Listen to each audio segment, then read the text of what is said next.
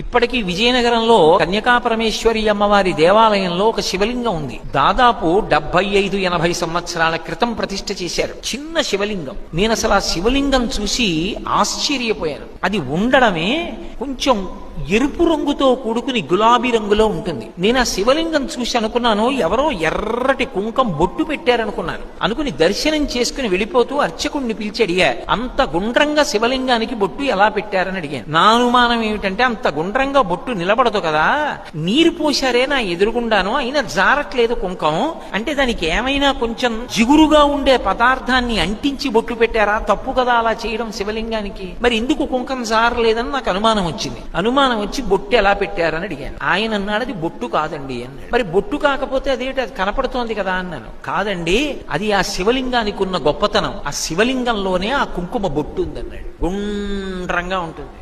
2, నేను అక్కడ జ్యోతి ఒకటి ఏదో వెలుగుతోంది, దాని నీడ పడింది ఆయన మీద అనుకున్నాను. క్రింద నుంచి, శివలింగం కింద నుంచి ఒక జ్యోతి వెలుగుతున్నట్లు కనపడుతూ ఉంటుంది. అపురూపమైన లింగం. నేను ఎన్నో శివాలయాల్లో దర్శనం చేసుకునే అదృష్టాన్ని భగవానుడు ఇచ్చాడు, కానీ అటువంటి శివలింగాన్ని నేను ఎక్కడా చూడలేదు. వ్యాస భగవానుడు లింగ పురాణంలో ఎలా చెప్తాడో అలాగే 3వ కన్నుగా కాకుండా కుంకుమ బొట్టుగా కనపడుతుంటుంది.